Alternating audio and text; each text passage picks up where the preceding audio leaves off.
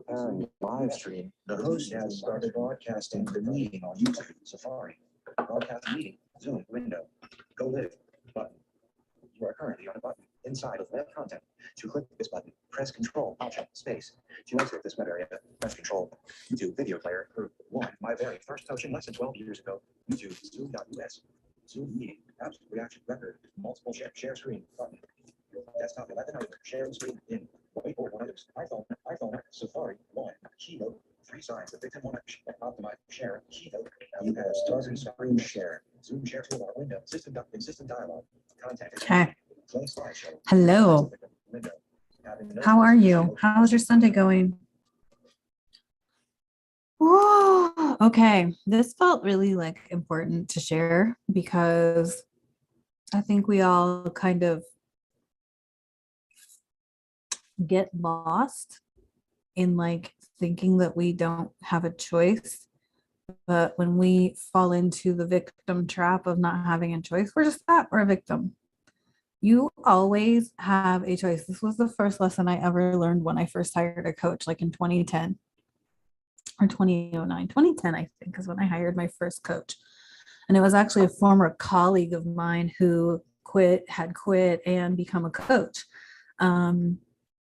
And I had no idea what coaching was about, but I was like, well, life can't get much worse than it currently was. And so I hired him as my coach and learned a lot. But this was one of the first lessons that he taught me was you always have a choice. I was like, no, I don't. If I don't go to work, then I lose vacation time or whatever. And if I don't go to work, I don't get paid and I don't pay my mortgage and all of these things. He's like, you still have a choice.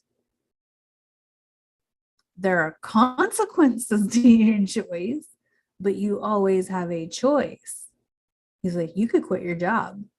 If I quit my job, I don't pay the bills and blah, blah, blah, blah, blah. He's like, you still have the choice to quit your job, which is ultimately what I did. And like I did pay the consequences, but I owned them. Like I was like okay with it, mainly because it was the job or my mental health. But anyway, my conversation here today is about choosing, right? Like I hear people, I honestly, it's such a thing. Like I had to do it. I didn't have a choice. You always have a choice.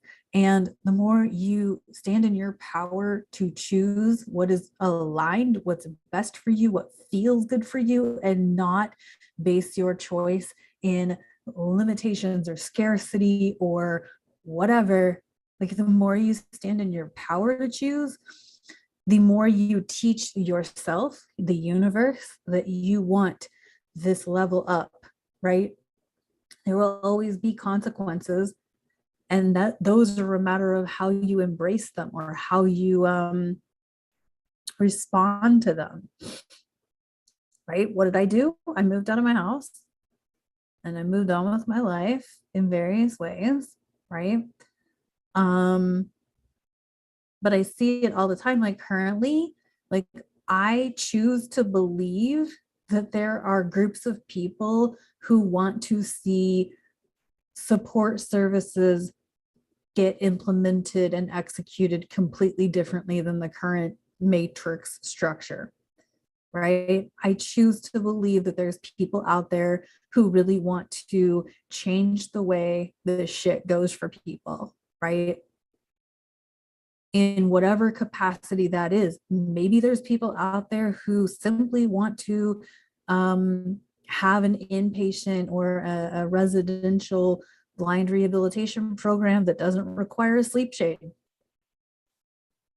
If you don't know what that is, it means that there are some blindness rehabilitation programs out there that no matter if you can see low vision wise or not, they make you wear a sleep shade over your eyes so that you are forced to learn how to do things in the dark. I don't agree with this practice, but it's how some places operate. And there could be some people who want that, and that's fine. That is their choice, right? So on the flip side of this is like, if you get to choose, that means everyone else gets to choose, and we get to honor each other's choices, right? I choose not to date a dude who regularly wears a face cover. because to me, that is not him standing in his masculinity. Plain and simple. That's my opinion, but that's my choice. I choose to believe that there are parents out there who want answers about their children beyond a neurological diagnosis or some other kind of medical diagnosis. I choose to believe that there's parents out there who really want to explore sensory sensitivities by way of frequency, empathic processes, I don't know, metaphysics, that sort of thing. I choose to believe that there are people out there that are curious about the work I'm up to in this world. That makes things harder for me in some respects, because that's finding a needle in a haystack. Sometimes it feels like, but I'm choosing to believe that there's those people out there that are looking for what I have to offer and what guidance I have to support them and their child and their family. So we always have a choice. People, suggest that I travel out of the country. Nope, I will not get a nasal swab. Not happening. So you always get to choose. But here's the thing. I can choose to believe that I am in FOMO, that I'm missing out, or I can choose to believe that standing in my own courageous power and integrity is showing my faith in God, in faith in myself, and trusting myself to make these choices. Right? Sometimes I feel like we're like, oh, I don't have a choice, because you think that choosing is limiting you, when actually not choosing is limiting you, because you're not showing that you are powerful. That doesn't come out right to me. You're limiting yourself because you're being too vague. There we go. When we order from the universe, when we tell God, the universe, the divine, like how we want our life to go, the more specific you can be, the more aligned shit will show up, right? So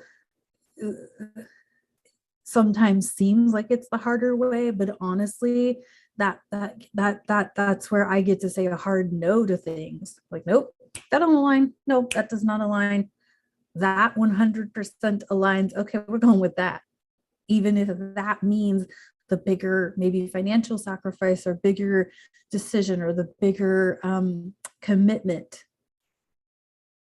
But those times when I've made the choices for the bigger commitment, whatever that looks like, time, finances, whatever, those have been the better choices, because they're more in line with who I want to be and how I want to show up in the world. Versus, well, I'm just gonna do this because it's cheaper, even though like it'll keep me in my comfort zone and I won't grow, I won't do any inner growth, and or at least not as much inner growth. And if I do, it's kind of like coaching programs, right? Like we can choose the less expensive coaching program, or we can choose the pricier coaching program with with a different coach, right? Like I just hired a different coach. So this is kind of perfect, right? Because I was already enrolled in a monthly coaching program, and it was a great program. I ain't knocking it at all. In fact, I'd recommend it. However, for where I want to go spiritually, empathically, with my intuition, and communicating with my guides, my spirit guides, showing up as a, like, I don't know, spiritual leader, spiritual guide, astrologer. I don't know where the hell I'm going with what I'm actually embarking on. I just know that I want to do something with multisensory healing. But to do that, I had to choose to take a different path and take a leap into a different path, even if that path was a little bit more of an investment. It's also something for the greater good. So when we limit ourselves by not choosing or thinking we don't have a choice, we limit our possibility. But when we choose what aligns, what we can be like, hell yeah, I freaking want that. That's stepping into your greatness. That's stepping into your power. But saying, I don't have a choice, I need this job, or I don't have a choice, I need this relationship, whatever, that's only holding you back or keeping you from a divine plan for you.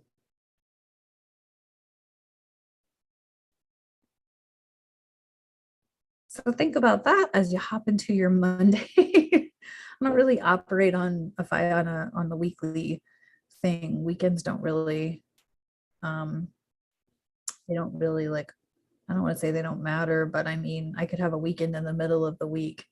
But since I show up daily on live, like I pretty much am committed to doing that for the current time frame.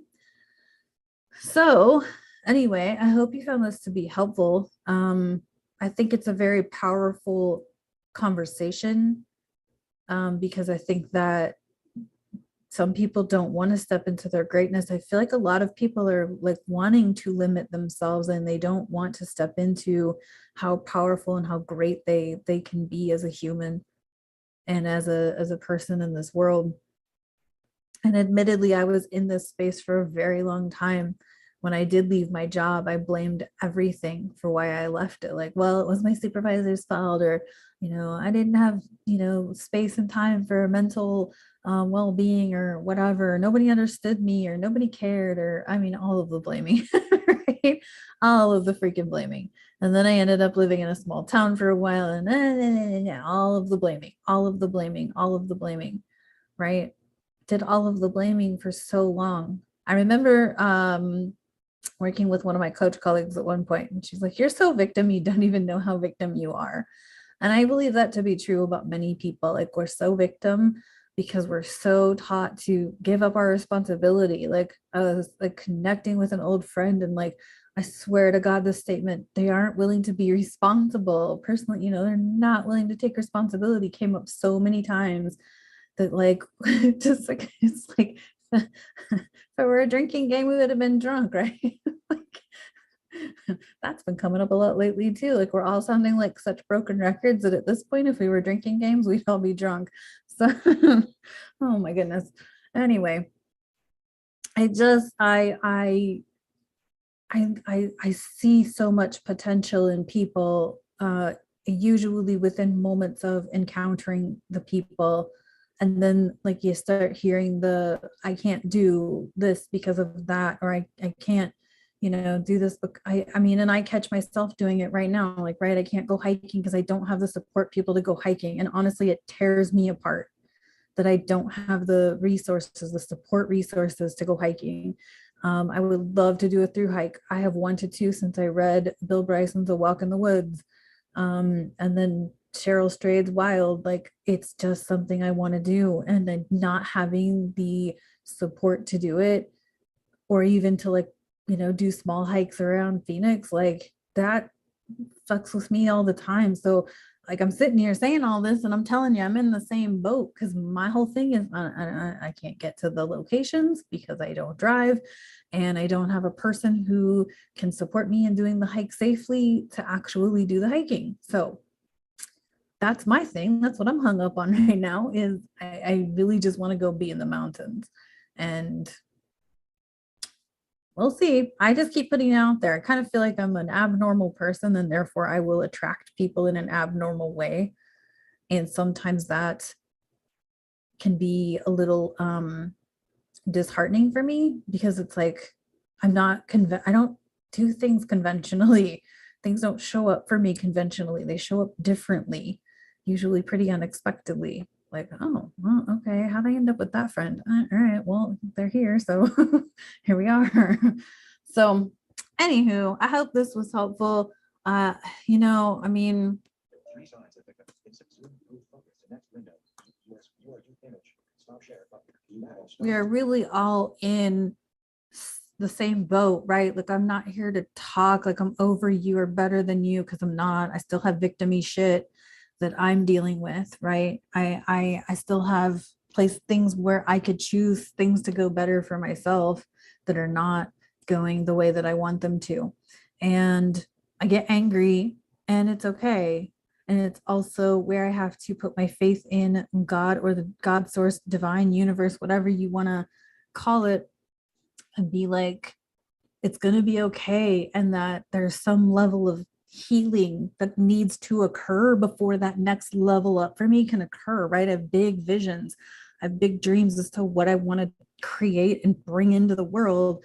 But it's got to be like, I can't be mentally irresponsible or like emotionally irresponsible and be explosive in order for that shit to come into being. So there has to be like levels of healing before that next thing can come into my space, right? We have to match the where am I going with this? We have to match the frequency, right? We have to be in the energetic space for it to come into being. And sometimes that puts us in like a space of, oh, this fucking sucks, right? Like we can get into that space. And I feel like one of the best ways through it is to have an emotional intelligence coach. Really work with a coach.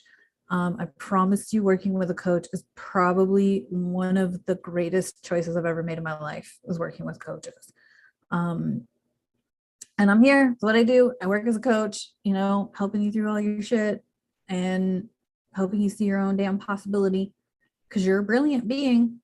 Otherwise you wouldn't be here. And if you're still here, after whatever you've been through, because we've all been through shit, right? If you're still here, God ain't done with you yet. There is still something here for you on this planet, in this time, and in this space. So sending y'all a ton of love. Hope that was helpful. And contact links are below. You can always email me, sewcoaching@gmail.com. And let's connect. Talk to y'all tomorrow. Sending you love. Bye.